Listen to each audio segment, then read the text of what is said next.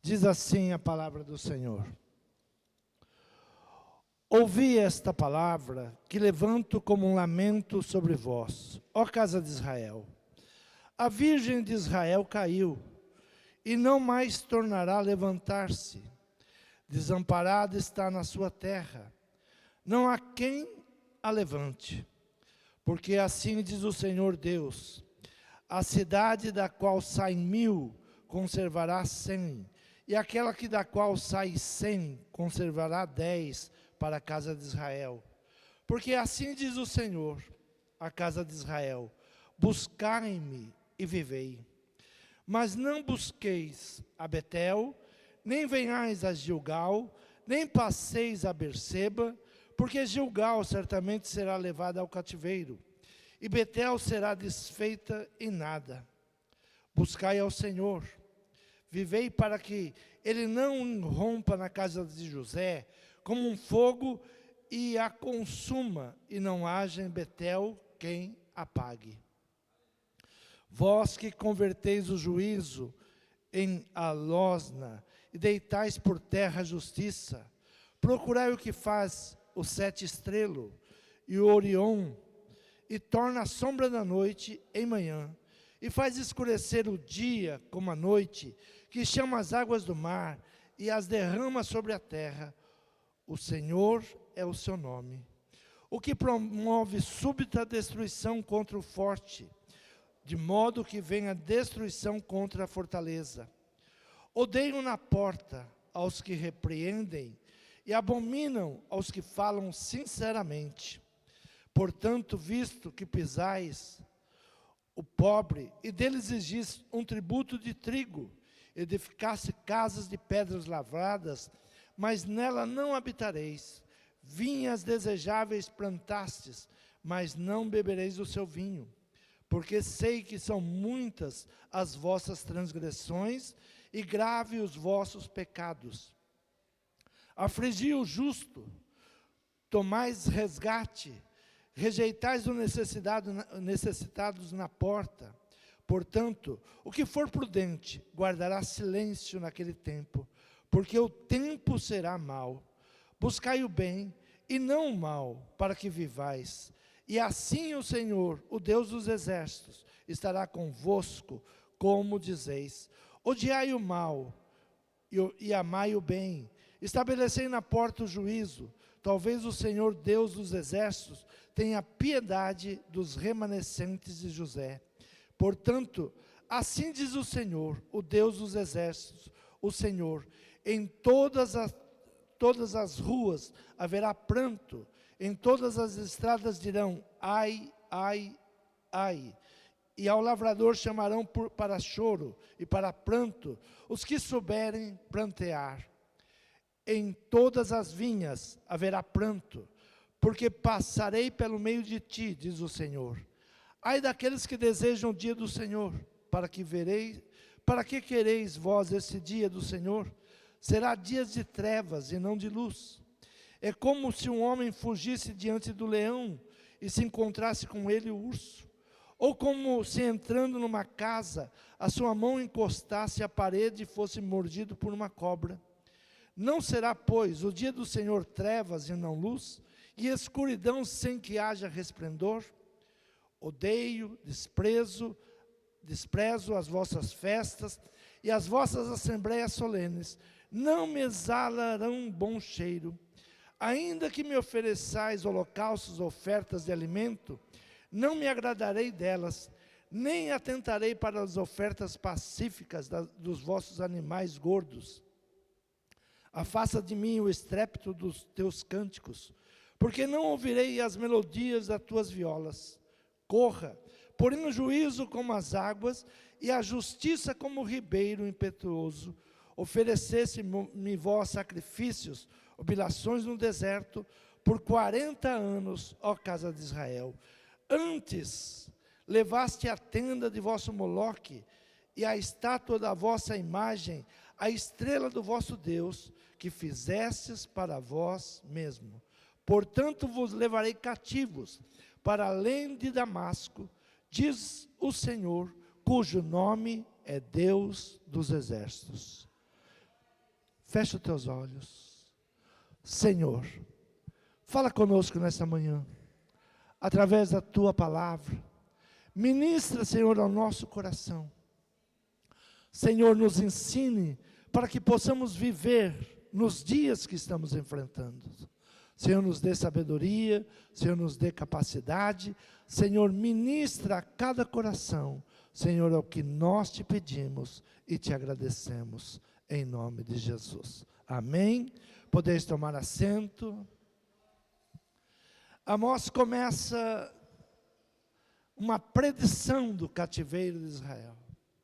Uma predição, ele está vendo para onde o povo está caminhando. E ele começa então a relatar tudo o que ele estava vendo em Israel. Quando uma nação se afasta de Deus, a justiça se torna falha. Quando é que nós começamos a observar que Deus se afastou de uma nação? Quando a justiça se torna falha. Quando não há mais justiça, quando a justiça tem lado, nós podemos começar a observar que Deus não está dominando esta nação, e que Deus não é o Senhor desta nação. Então, quando Amós, ele chama o povo e diz: ouvi esta palavra que levanto como um lamento sobre vós, ó casa de Israel. Ouça esta palavra. É um lamento, é algo fúnebre, é algo que ele vai descrever como estava a nação de Israel. Ele começa então a descrever tudo aquilo que ele estava vendo. Ele viveu em um momento de muita crise, um período de crise moral e crise espiritual e financeira do povo de Deus. Ele estava observando e ele viu tudo pervertido. O tema do seu livro é: e desça o juízo como águas, e a justiça como torrente perene. Ele escreve o seu livro e o tema principal do seu livro é: venha a justiça. Venha a justiça como água. Venha a justiça como um rio. Venha a justiça como torrente perene sobre esta nação. Venha lavar esta nação. A apostasia leva a nação a pôr de lado o julgamento de causas diversas. Quando não há fé, a renúncia da fé nos leva a pôr de lado a justiça. Quando a nação, ela começa a caminhar para uma apostasia, para a renúncia da fé. Quando a nação começa a renunciar à fé em Deus, em nosso Senhor Jesus Cristo, ela começa a pôr de lado o julgamento de várias causas. Ela não julga mais. Isso não tem nada a ver. Isso é assim mesmo. Então toda causa levada ao juiz precisa ser julgado. Toda causa que precisa ser julgada, o juiz, ele tem que julgar. O julgamento não pode ser parcial. Quando há julgamentos parcial, nós percebemos que a justiça deixou de existir. Então era isto que Amós estava observando, e ele traz uma predição do cativeiro. Ele vai revelando tudo aquilo que estava acontecendo. E algo muito interessante no versículo 5, ele diz: mas não busqueis a Betel, nem venhais a Gilgal, nem passeis a Berseba, porque Gilgal certamente será levada a cativeiro, e Betel será desfeita em nada. Nosso irmão leu sobre Josué na passagem do Rio Jordão, a primeira leitura da manhã, e algo muito importante e interessante ali é nos falado. A próxima geração vai te perguntar: o que são essas pedras? Deus manda Josué colocar um memorial no meio do Rio Jordão e em Gilgal. A do Rio Jordão ficaria oculta, é um testemunho oculto. Só você e Deus. Mas em Gilgal havia um testemunho que todos iriam perceber e perguntar. E Deus disse para Josué: um dia os seus filhos vão perguntar: que pedras são essas? E você vai responder: este é um memorial, porque nós atravessamos o Rio Jordão. Esse é um memorial que Deus nos tirou da escravidão e nos trouxe para a terra prometida. É um memorial. Mas agora está acontecendo algo inverso a tudo isso. Agora está acontecendo que o povo será levado cativo novamente. E Deus está dizendo: olha, não busque Betel. Betel é casa de Deus. Não adianta você vir à casa de Deus. Não adianta vir à casa de Deus como nós estamos vindo. Não adianta vir a Betel. Não procure Betel. Porque o teu coração não está na casa de Deus. O teu coração muitas vezes está em resolver um problema financeiro, um problema de saúde. O teu problema muitas vezes é em ter um show. Então a palavra, ela vai trazendo a esse povo dizendo: mas não busqueis a Betel, não procure a casa de Deus. Olha que palavra dura. Quando estamos com problema, o que nós falamos? Vai para a igreja. Mas Deus está dizendo: não vá para a igreja. Não vá com esse coração que vocês estão vivendo. Não vá com esse pensamento ou com essas atitudes que vocês estão vivendo. Nem venhais a Gilgal. Gilgal é exatamente onde Josué colocou as pedras. E seria um memorial. Não adianta olhar para o memorial, porque eu não vou repetir. Então Deus vai dizendo que, olha, certamente será levada ao cativeiro, e Betel será desfeita em nada.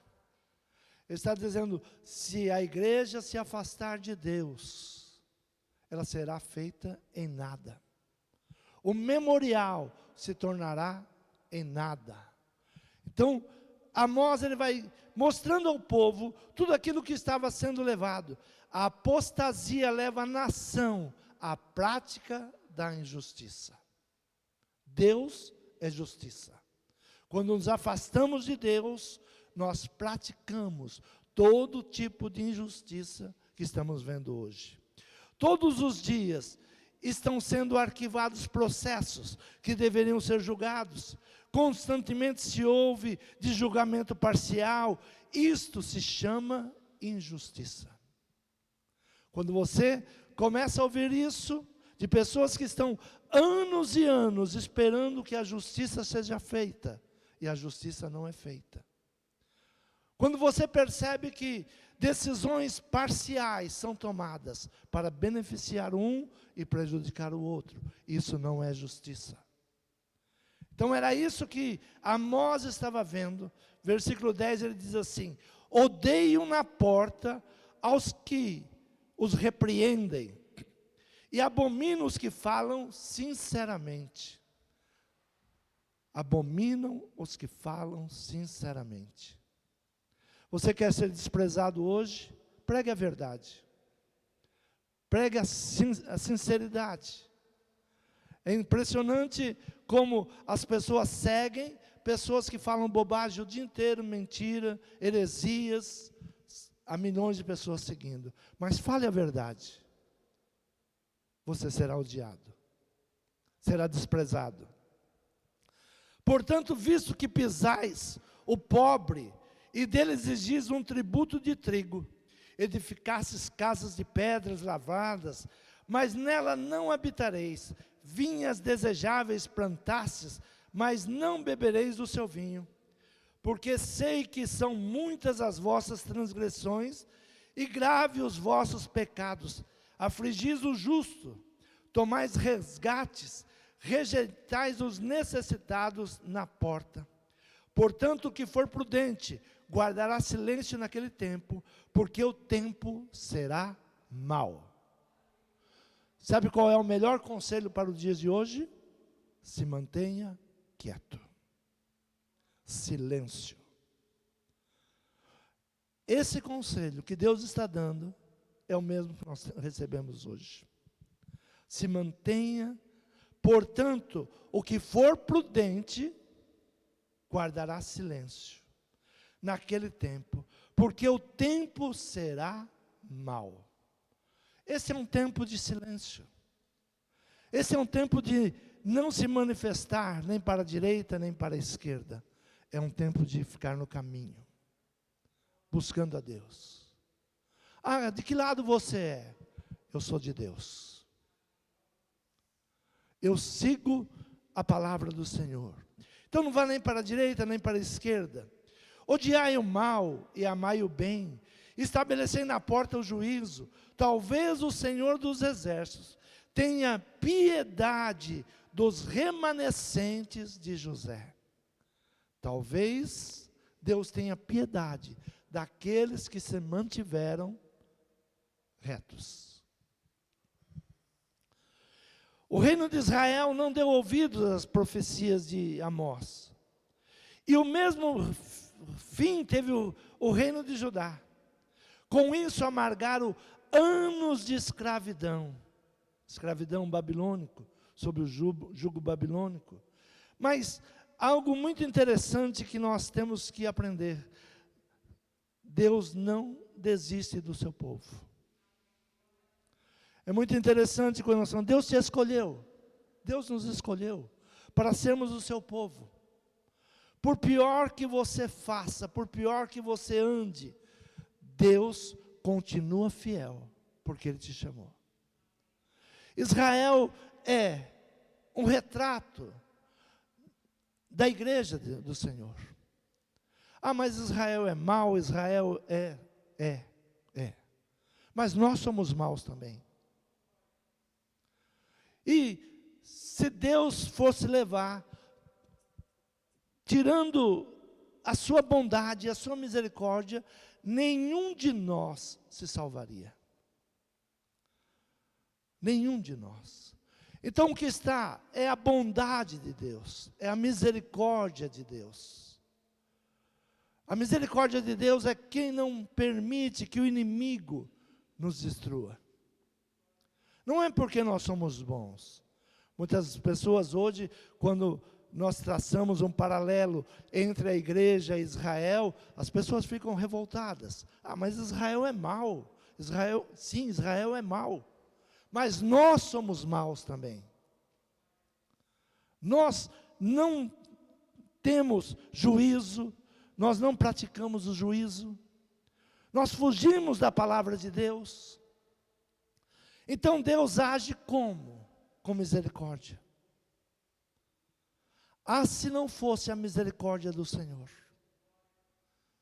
se não fosse Jesus, nosso Salvador, falar, envia-me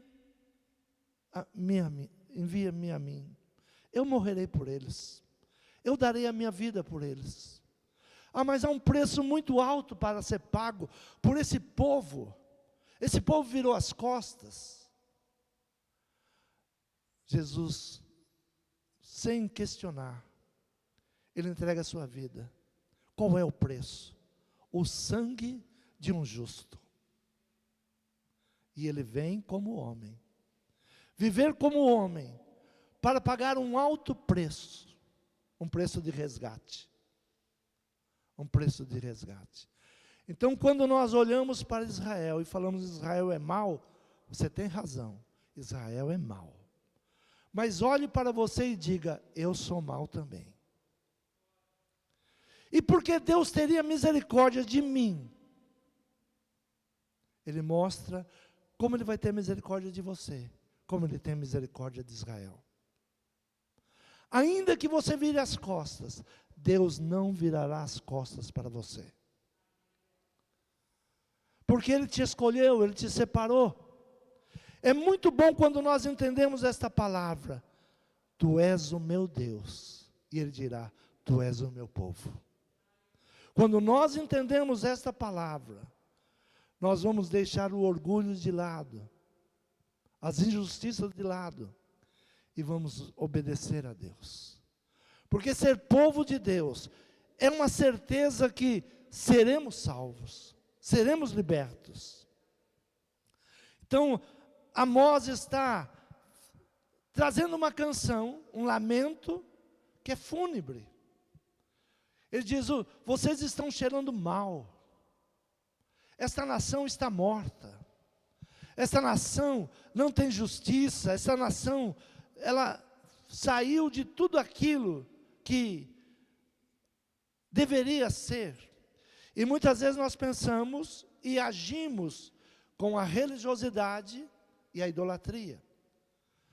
Quer observar quando Deus está longe de um povo? Comece a observar o número de estátuas que estão sendo levantadas. Você não faz uma viagem para o interior sem ficar indignado de quantas estátuas enormes estão sendo erguidas.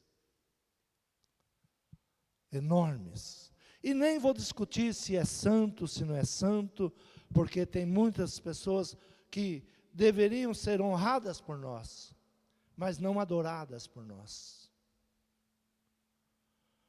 Você percebe que um país está caminhando para longe de Deus, quando o culto se torna apenas um show, e não um culto de ensinamento. Versículo 21 diz assim, odeio, desprezo as vossas festas e as vossas assembleias solenes, não me exalarão bom cheiro. Odeio, desprezo as vossas festas e as vossas assembleias solenes, não me exalarão bom cheiro. E ainda que me ofereçais holocaustos, ofertas de alimento, não me agradarei delas, nem atentarei para as ofertas pacíficas de vossos animais gordos. Afasta de mim o estrépito dos teus cânticos, porque não ouvirei as melodias das tuas violas. O que Amós está descrevendo? Não é que não tinha culto, não é que não tinha adoração, não é que não tinha sacrifício, é que Deus não estava aceitando. Nós não devemos nos preocupar. Mas o povo não vem à igreja. Nós devemos nos preocupar. Deus está aceitando o nosso culto? Deus está aceitando a nossa oferta? Deus está aceitando e ouvindo as nossas orações? A preocupação maior é esta. Se você quer reunir uma multidão, é só trazer um atrativo aos olhos do povo, e não aos olhos de Deus. Tivemos cultos mudando de horário, por causa da Copa do Mundo. Ou igrejas que trouxeram o telão e colocaram o futebol no telão, para que o povo pudesse vir. Não é falta de igreja. É isso que nós temos que começar a entender, que não é falta de igreja, não é falta de multidão, é falta de Deus aceitar. Um coração contrito, coração verdadeiro, Deus não despreza. Afasta de mim o estrépito dos teus cânticos, porque não ouvirei a melodia das tuas violas. Corra, porém, o juízo como as águas, e a justiça como o ribeiro impetuoso. Ofereceste-me vós sacrifícios, oblações no deserto, por 40 anos, ó casa de Israel. Foi para mim que vocês ofereceram sacrifícios nesses 40 anos no deserto? Deus estava perguntando, realmente foi para mim que vocês ofereciam sacrifícios? Então Deus, Ele chama o seu povo em um momento de angústia e de crise. 68 anos se passam, e eles vão para o cativeiro, estão lá 68 anos no cativeiro. E Deus então torna a lembrar-se do seu povo. Deus não se esquece do seu povo. Por isso ele diz para Josué, olha Josué, pegue 12 pedras. Quando chegar em Gilgal é roda, faz uma roda dessas pedras. Põe ela como memorial, para que você nunca se esqueça. Porque Deus não vai se esquecer de você. Você pode até se esquecer de onde Deus te tirou, mas Deus não se esquece de você. E onde você estiver, Ele vai te buscar. Ele diz: você é meu. Eu te escolhi. Eu te separei. Você é meu. Então, no livro de Esdras, capítulo 1, diz assim: Ciro convida os judeus a edificarem o templo. Estavam 68 anos na Babilônia. E Deus levanta um homem chamado Ciro para governar a Pérsia. E esse homem agora recebe uma incumbência de Deus: permitir que o povo saia. Não é o povo que conquistou liberdade. Deus permitiu que eles saíssem. Diz assim: no primeiro ano de Ciro, rei da Pérsia, para que se cumprisse a palavra do Senhor pela boca de Jeremias, despertou o Senhor o espírito de Ciro, rei da Pérsia, o qual fez passar pregão por todo o seu reino, como também por escrito, dizendo: assim diz Ciro, rei da Pérsia, o Senhor dos céus me deu todos os reinos da terra, e me encarregou de edificar uma casa em Jerusalém, que está em Judá. Quem há entre vós e todo o seu povo, seja seu Deus com ele. E suba a Jerusalém, que está em Judá, edifique a casa do Senhor Deus de Israel. Ele é o Deus que está em Jerusalém. Passados 68 anos, Deus muda toda a política da Pérsia e coloca um homem chamado Ciro. E fala com Ciro: há uma profecia para ser cumprida. A profecia era de Jeremias: ficarão em cativeiro 70 anos, e Deus vai buscá-los. E este homem agora foi trabalhado em seu espírito. A palavra do Senhor diz que despertou o Senhor o espírito de Ciro. Deus despertou o espírito de Ciro para que ele desse uma ordem, fizesse um edito, um decreto, dizendo: quem é do Deus de Israel, volte para a sua terra. E edifique ali um templo. E tudo que foi roubado, saqueado, peguem e levem com vocês. E o que precisar, entregaremos nas suas mãos. Esse é um Deus que, ainda que sejamos infiel, Ele continua fiel. Esse é um Deus que, muitas vezes, nós poderíamos não viver em situações difíceis, não precisaríamos. Ah, mas foi Deus que profetizou.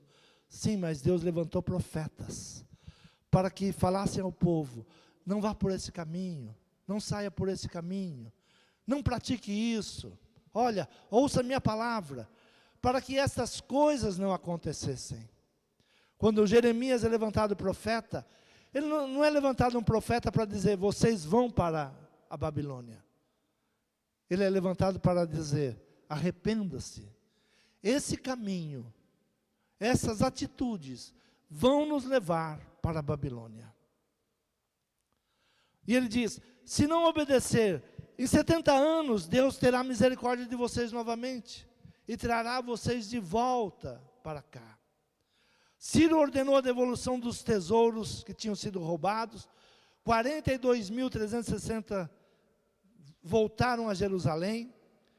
Liderança de Zorobabel. Sempre que um mal vem sobre a nossa vida ou nação, é necessário estabelecer novamente uma aliança com Deus. O que estamos precisando em nossos dias? Uma aliança com Deus. estabelecer com Deus uma aliança. Eu não sei o que o país vai, que caminho o país vai. Devemos ter a palavra de Josué em nosso coração. Quanto a vocês, eu não sei, mas eu e a minha casa serviremos ao Senhor. Josué não abriu mão da aliança com Deus. Josué já velho, já de idade, aposentado. Israel estava caminhando para um caminho errado, e aqueles que estavam na direção do país não sabiam o que fazer, e vão à casa de Josué perguntar: o que faremos? O país mergulhado em injustiça, em prostituição, em mentiras, em idolatrias. Josué responde para eles: quanto a vocês, eu não sei, mas eu e a minha casa serviremos ao Senhor.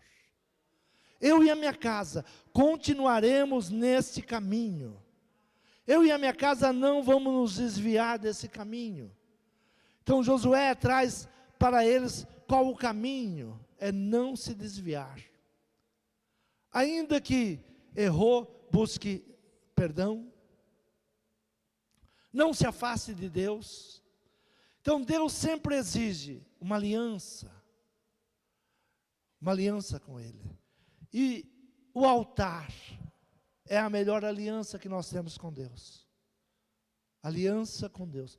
Eu faço questão que as pessoas tragam suas ofertas ao altar. Nós não buscamos as ofertas, porque é uma decisão pessoal. A pessoa tem que vir com alegria e entregar a sua oferta, sem ser persuadida por nada. Estamos precisando pintar, estamos precisando isso. Não. É com alegria que nós chegamos ao altar. A oferta é um reconhecimento que até aqui Deus tem nos ajudado. A oferta é a semente que Deus coloca na mão do semeador. Então, quando estamos em uma situação, precisamos aprender a levantar altar, a buscar altar, a não parar de buscar Deus. Depois de catástrofes, de momentos difíceis, temos que sempre levantar um altar ao Senhor.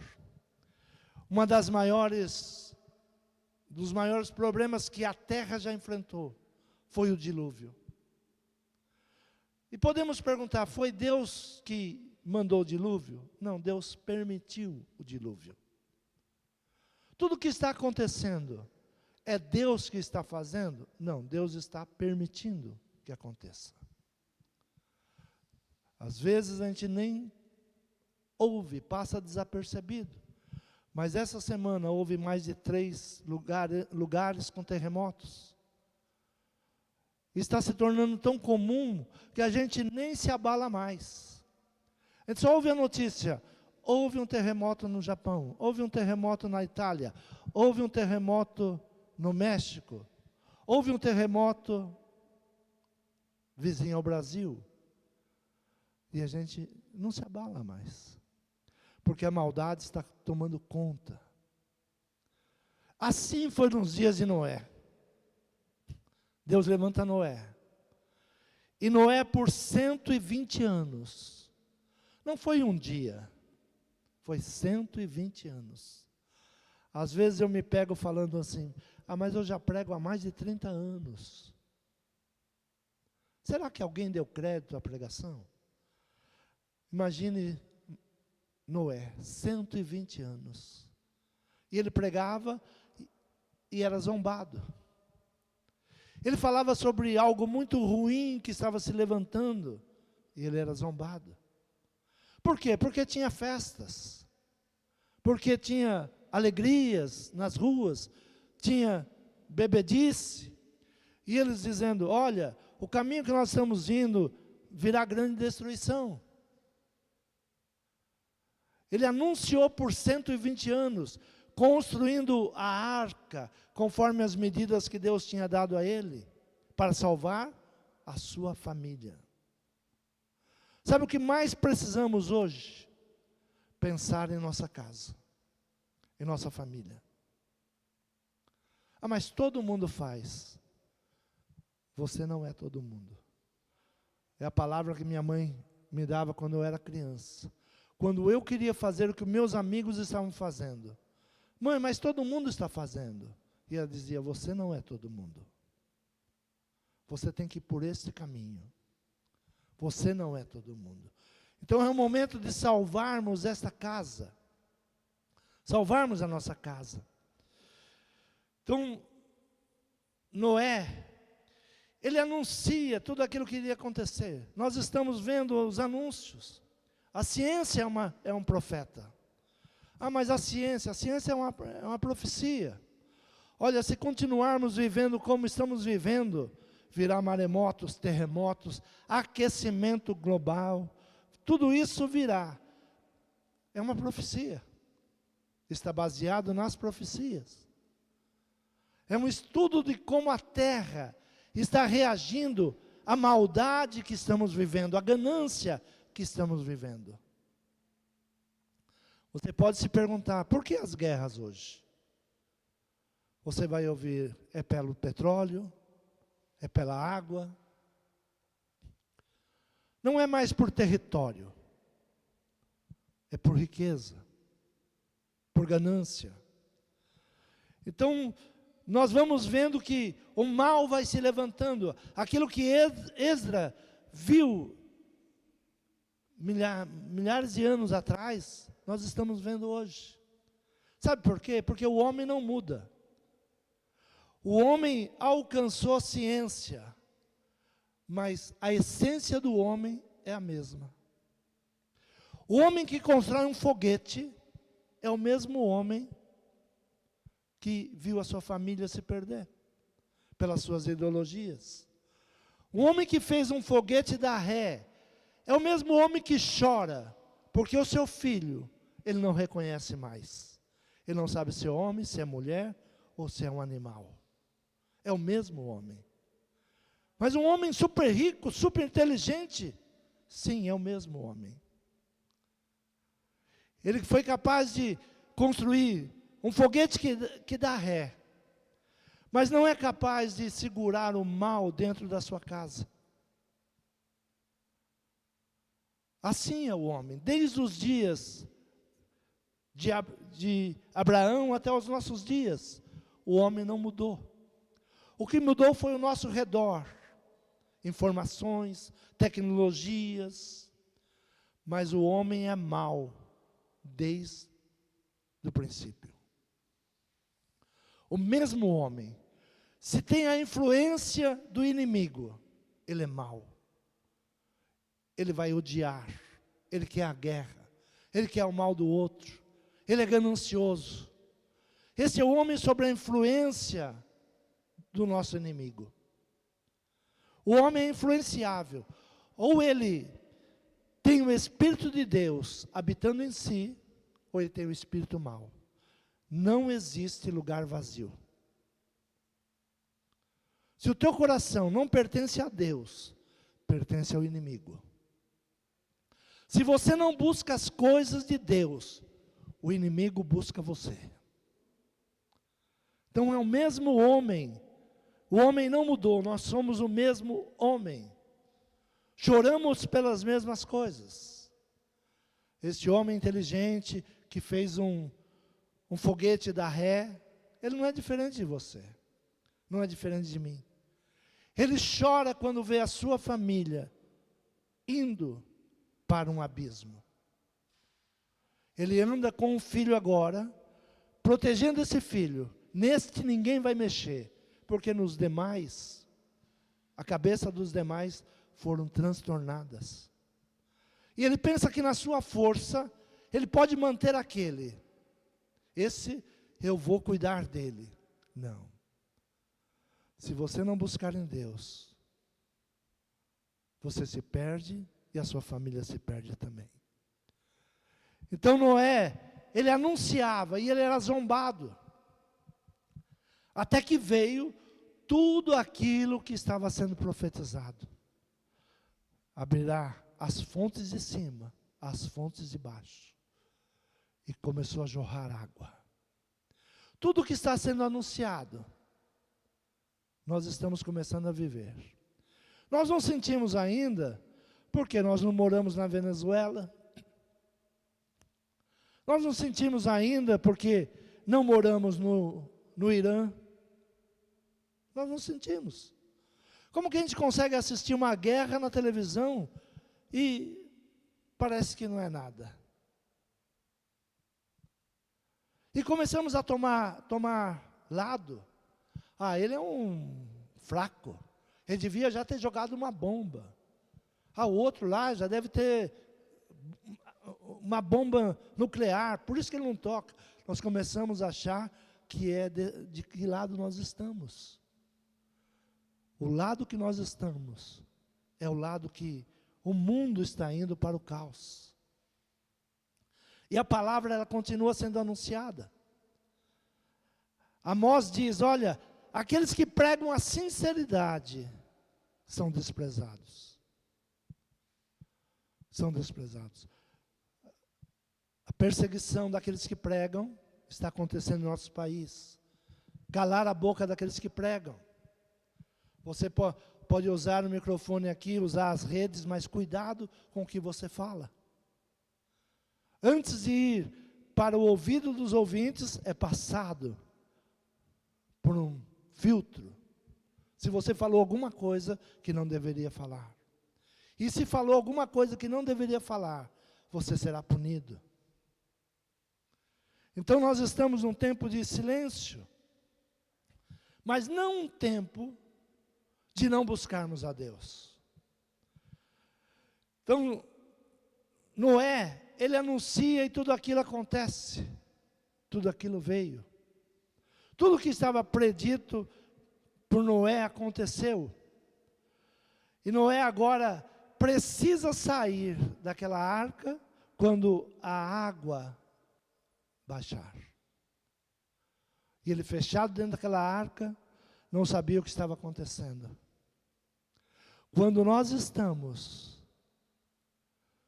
em Deus, nós estamos protegidos. O mundo está um caos, e nós temos paz no meio do caos. Nós temos que andar com Deus, porque no meio do caos, nós teremos paz. O mundo está um caos, e só teremos paz andando na arca do Senhor, protegidos pelo Senhor. Noé solta um corvo, e a resposta ainda tem muitos cadáveres. Depois ele solta uma pomba, e ela volta com os pés sujos de lama, e um ramo de oliveira no seu bico, dizendo, a paz. Pode sair, está em paz. E quando Noé sai, ele vai fazer algo que nós temos que sempre fazer a cada dia, levantar. E todo animal, Gênesis capítulo 8, do versículo 20 em diante, diz assim, e edificou Noé um altar ao Senhor, e tomou de todo animal limpo e de toda ave limpa, e ofereceu o holocausto sobre o altar. E o Senhor sentiu o cheiro suave. E o Senhor disse em seu coração, não tornarei mais a amaldiçoar a terra por causa do homem, porque a imaginação do coração do homem é má, desde a sua meninice, nem tornarei mais a ferir todo vivente como fiz. Deus faz ali uma aliança com o homem. Eu não vou destruir mais. Porque o homem é mau, desde a sua meninice. O homem é mau. Deus sabe que eu sou mau. Deus sabe que você é mau. Mas Deus não vai mudar a sua essência, porque eu sou mau. Ele vai continuar bom. Deus é bom. Por isso que nós temos que recorrer a Deus. Em toda e qualquer situação, quando nós nos amedrontamos com as notícias, Ele é o nosso lugar seguro. Ele é a nossa fortaleza. É nele que nós temos que confiar. Mas eu só posso ir a Deus se eu sou bom. Você não é bom. Eu não sou bom. Nós somos maus. O povo de Israel, o governo de Israel, o exército de Israel é mau. Mas eu sou mau também. Sem Deus, nós nos tornamos homens malignos. Então Noé levanta um altar, lugar de reconciliação. Assumir a culpa pelo pecado. Experimentar a redenção. Nos chegar a Deus. Reconhecendo que somos pecadores. Imagina Noé cansado de uma viagem longa. 40 dias, 40 noites. Se for contar todo o tempo que ficou a arca fechada, foram muitos dias, mais do que 40 dias, muitos dias. A primeira coisa a ser feita quando se chega, levanta um altar. Quando nós estamos na preocupação dos nossos dias, o que nós devemos fazer? Levantar um altar a Deus. Um altar de agradecimento, de adoração a Deus. Sabe qual é a maior dádiva hoje em São Paulo? É chegar em casa. É chegar em casa. Você sair para o dia de trabalho, sair para as estradas ou as ruas, para uma sociedade doente que nós estamos vivendo, e chegar à tarde em sua casa, e ter a sua mesa com a sua família. A mesa é um lugar de gratidão. Se nós entendêssemos os perigos que nós corremos durante o dia, nós faríamos como Noé. Mesmo cansado, levantaríamos um altar a Deus. Hoje, os cultos nas igrejas, dia de semana, não tem mais audiência. Por quê? Porque estamos cansados. Eu sou de um tempo que a igreja tinha culto terça, quarta, quinta, sexta, domingo, segunda. Hoje nós temos 2 dias na semana. Por quê? Porque estamos cansados. Nós não temos tempo. Nós não estamos observando que a dádiva da vida que Deus tem nos dado. Que nós temos que parar e ter um tempo para agradecer a Deus. Noé poderia dizer: oxa, quanto tempo dentro dessa arca. Mas a primeira atitude de Noé foi levantar um altar. Levantar um altar. E naquele altar, ele recebeu a reconciliação da humanidade. Eu não vou destruir mais o homem. Foi num altar. Foi no momento que parou para falar com Deus. Nós estamos com problemas familiares, mas não estamos parando para falar com Deus. Ah, mas eu vou à igreja, canto. A palavra disse: olha, do jeito que você vem, não venha a Betel. Do jeito que você está entendendo as coisas, não vá a Gilgal. Eles não vão significar nada para você. Não adianta ir à casa de Deus com um pensamento contrário. Ah, Deus precisa me dar, Deus precisa me ajudar. Não, eu preciso me reconciliar com Deus.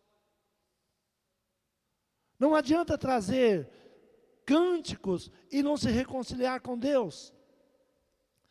Então agora, Noé cansado. A primeira coisa a ser feita quando chega, levanta um altar.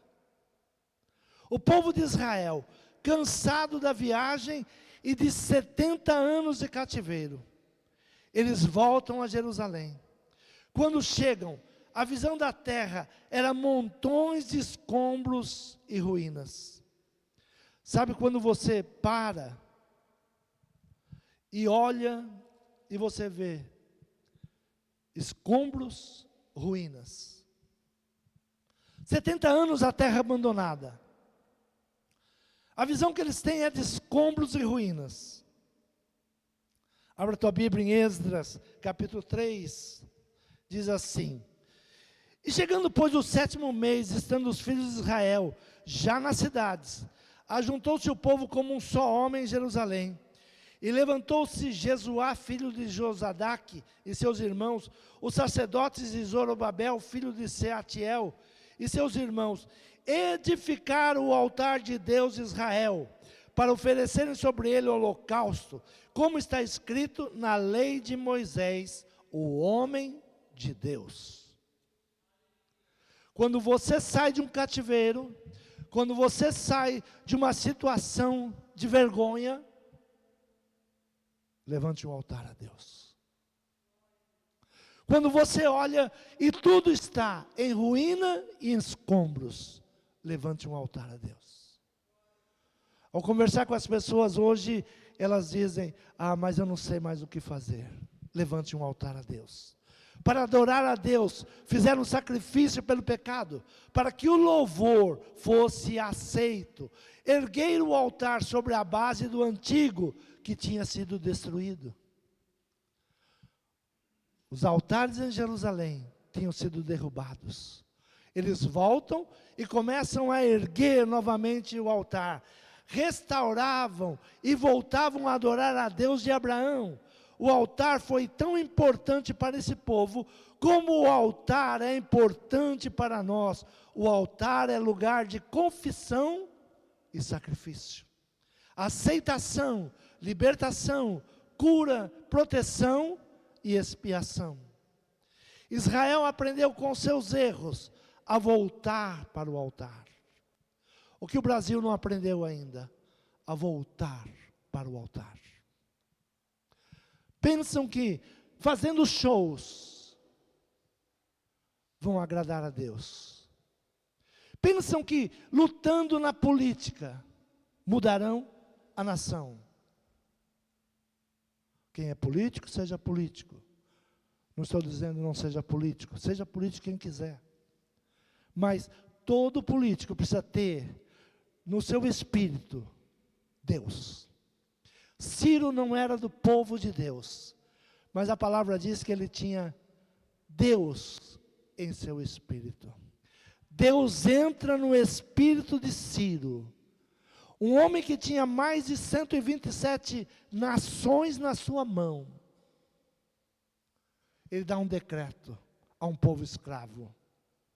Não era para bater mais, não é para não ter mais justiça, é para que eles voltassem ao Deus de Israel. Não que lá não houvessem deuses. Havia muitos deuses, mas ele reconheceu que o Deus de Israel era um Deus poderoso. E ele diz, voltem para o seu Deus. Será que o Brasil está precisando de um Ciro que diga para a igreja, volte para Deus? Volte para Deus. A família precisa de Deus, a nação precisa de Deus, a igreja precisa de Deus. Nós precisamos de Deus. Israel aprendeu com seus erros, 70 anos de escravidão. Nós precisamos limpar o lugar do altar e restaurar. Uma vez restaurado o altar, lugar de confissão, lugar de sacrifício, de arrependimento, o povo de Israel começou a sentir a falta do templo. Aí eles começaram a sentir que não havia templo. E que eles precisavam voltar ao templo. Versículo 6 do capítulo 3 de Esdras. Desde o primeiro dia do 7º mês, começaram a oferecer holocaustos ao Senhor, porém ainda não estavam postos os fundamentos do templo do Senhor. Deram, pois, o dinheiro aos pedreiros e os carpinteiros, como também comida e bebida, e azeite aos sidônios e aos tírios para trazerem do Líbano, madeira de cedro, ao mar, para Jope, segundo a concessão que lhes tinha feito Ciro, rei da Pérsia. Quando você começa a se voltar para Deus, você vai sentir falta de Betel. Se você está longe de Deus, Betel não tem nenhum significado. Mas quando você se chega a Deus, Betel tem muita importância. Quando você está com Deus, esta casa que nós levantamos, com o recurso de homens, é para louvar a Deus. E a palavra diz, e deram dinheiro, e buscaram madeira, e conforme o decreto de Ciro. Se nós voltarmos a Deus, Deus toca no coração daqueles que têm o poder da caneta. Mas se nós entrarmos nessa guerra que o inimigo quer, se nós entrarmos nesse ódio, nesse rancor que o inimigo quer, a nação será dividida. Virá uma guerra civil sobre a nação. É um tempo de nos calarmos e orarmos pela nação.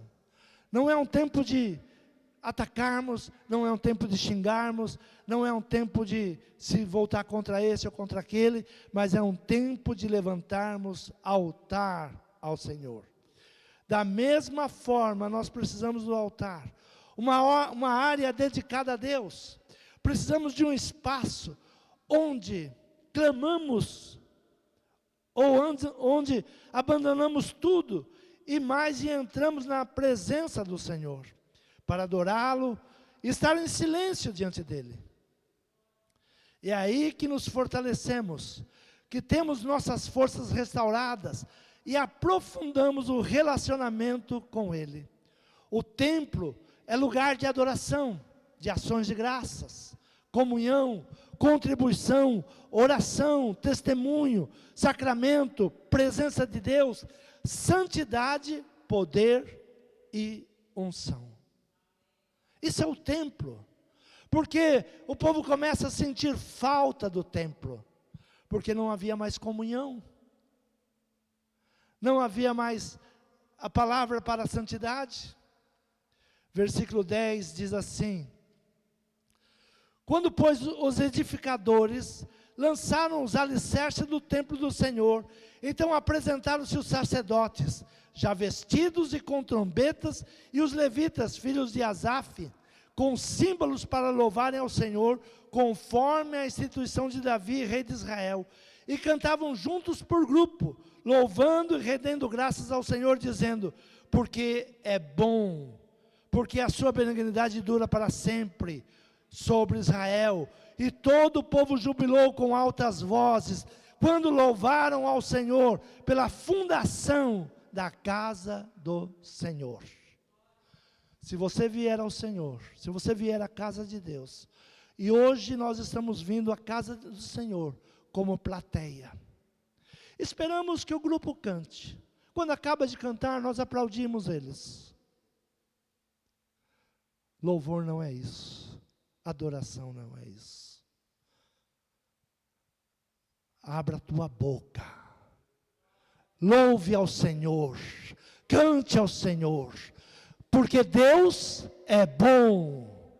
Porque a sua misericórdia dura para sempre. Chega de shows na igreja. Comece a louvar, comece a agradecer, comece a bendizer o seu santo nome. Comece a dizer, até aqui o Senhor nos abençoou, até aqui o Senhor nos guardou. Para isto serve o templo. O povo de Deus, que estava no cativeiro, 70 anos, começa a sentir agora a falta da casa do Senhor. Porque na casa do Senhor nós somos filhos. Eu sempre digo, sou um pastor que não me incomodo com crianças. Crianças não atrapalham o culto. Adultos começam a parar crianças. Crianças, elas entregam ao Senhor o verdadeiro louvor. Esta é a casa do Pai, é a casa do Senhor. Eu não sei cantar, mas você sabe louvar. Você sabe dizer, bom é o Senhor. Acompanhe quem está cantando. Abra a tua boca, canta junto. Não fique esperando acabar de cantar para aplaudir. Isso é auditório. Nós não somos auditório. Nós somos casa do Senhor. Quantos podem dizer glória a Deus? O templo é necessário. O sacrifício é necessário. Abra a tua Bíblia em Hebreus, capítulo de número 13. Versículo 6 em diante diz assim: e assim com confiança, ousemos dizer, o Senhor é o meu ajudador, e não temerei o que me possa fazer o homem. Assim com confiança. Confiança por quê? Se Deus é por nós, quem pode ser contra nós? A única coisa que o ímpio pode fazer é tocar nesse corpo.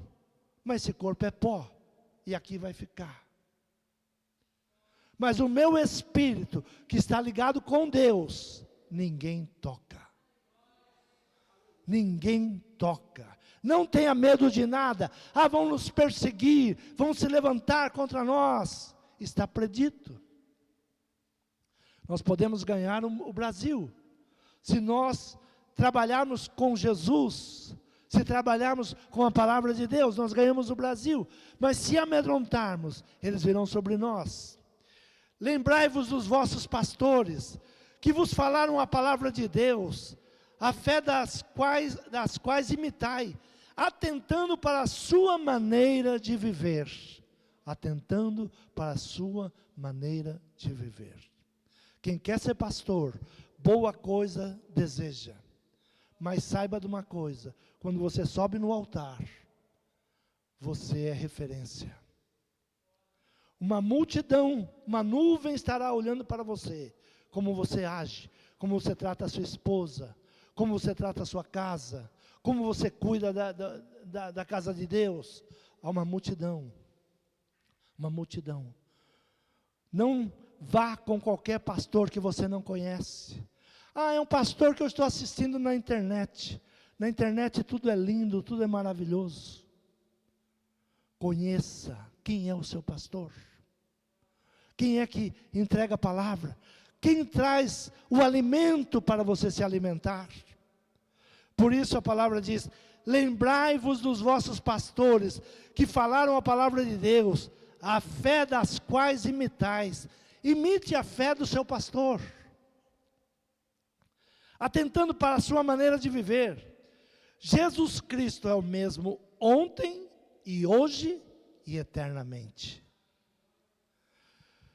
Não vos deixei levar em redor por outras doutrinas várias e estranhas, porque bom é o coração, que o coração se fortifique com graça, e não com alimentos que de nada aproveitarão aos que eles se entregarem.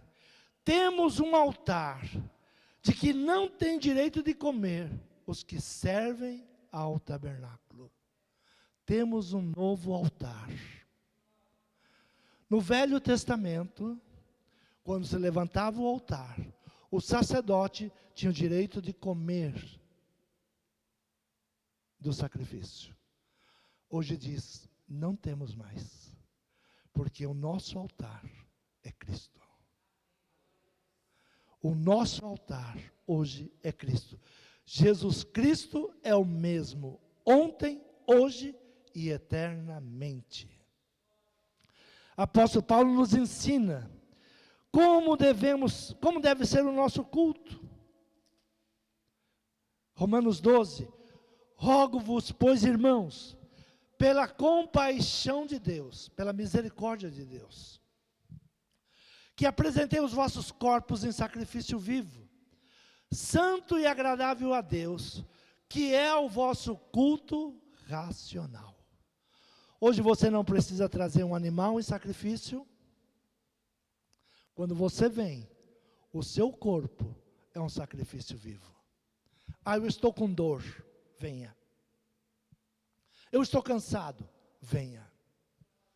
O teu corpo é um sacrifício vivo. Você estará entregando um sacrifício do seu corpo para louvar a Deus. É o altar.